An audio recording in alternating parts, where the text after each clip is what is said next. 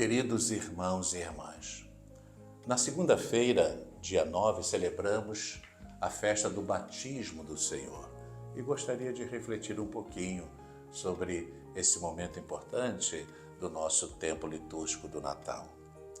Todos os evangelhos mencionam o batismo de Jesus e o mencionam como o momento a partir do qual ele iniciou sua carreira messiânica, em razão da teofania que aí se verificou. Uma voz celeste, a voz do Pai, dando testemunho do Filho, a descida do Espírito Santo sob sinal de pomba. Queriam significar que Jesus foi atingido neste momento por uma transformação? Na antiguidade, a heresia adopciana pretendeu que Jesus começou só então a ser o filho adotivo de Deus.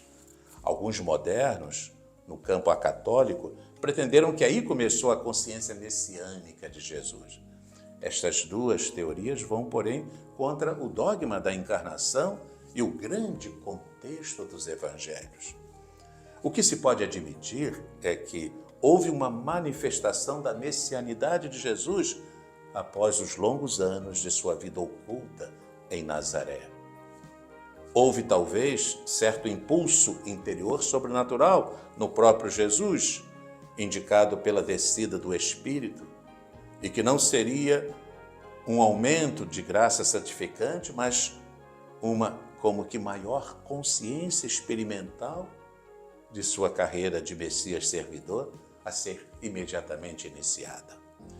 Confirmam-se estas conclusões com um relato concreto dos evangelhos. Eles, em primeiro lugar, têm a preocupação de mostrar que não se tratou para Jesus do ato penitencial comum. Bastaria olhar ali o diálogo em Mateus entre Jesus e o Batista, ou em João entre o Batista e os sacerdotes, mas tratou-se de algo que tem outro sentido. Depois, a teofania evoca os seguintes textos messiânicos do Antigo Testamento: Isaías 11, 2, Isaías 61, 1, Isaías 42, 1 e o Salmo 2, 7. Ela designa, pois, Jesus como o Messias e, de modo particular, como o Messias servidor, que assim, ao submeter-se em sua inocência pessoal a um rito de penitência, dava início à sua missão de assumir a penitência da humanidade. Missão que culminaria na aceitação da morte expiatória na cruz. O batismo no Jordão é como uma antecipação figurativa desta morte. Eis o Cordeiro de Deus que tira o pecado do mundo. Assim o apontou e João Batista assim se expressou a respeito de Jesus. Note-se que Jesus empregará a palavra batismo 2 vezes, com o sentido de aludir à sua morte. Devo receber um batismo. Em nível da redação evangélica, com a expressão filho bem-amado, está certamente contida uma afirmação de sua filiação divina no sentido estrito.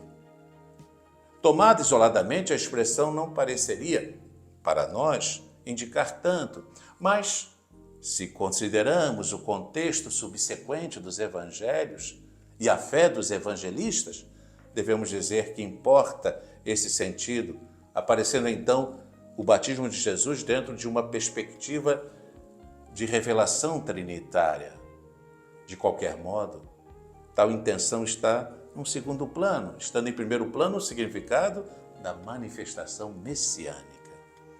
A tradição viu muitas vezes na cena a instituição do sacramento do batismo cristão. Assim, Santo Inácio de Antioquia, São Cirilo de Jerusalém e São Cirilo de Alexandria, São Jerônimo, Santo Ambrósio e tantos outros.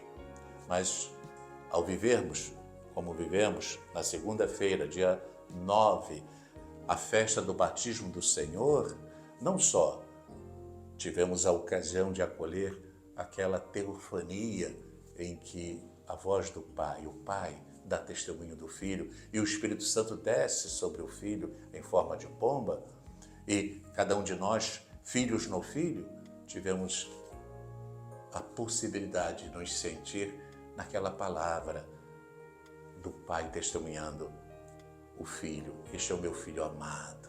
Todos nós somos filhos e filhas muito amados e amadas de Deus. E, ao mesmo tempo, a celebração do batismo do Senhor é ocasião para refletirmos também sobre o batismo cristão que recebemos e que nos convida a viver intensamente suas consequências como discípulos missionários do Senhor Jesus. Toda a nossa vida cristã, ela vai se desenrolando como uma busca cada vez mais aprofundada e madura da nossa condição de filhos amados. Quando nós fomos batizados, um pouquinho antes de se concluir a celebração, o padre falou aos nossos pais e padrinhos: estas crianças que foram batizadas são chamadas a viver plenamente como filhos e filhas de Deus Pai. Que o Senhor nos conforte sempre na nossa caminhada cristã e nos faça cada vez mais filhos no Filho. Que saibamos sempre dar graças a Deus por esse dom inestimável da filiação divina.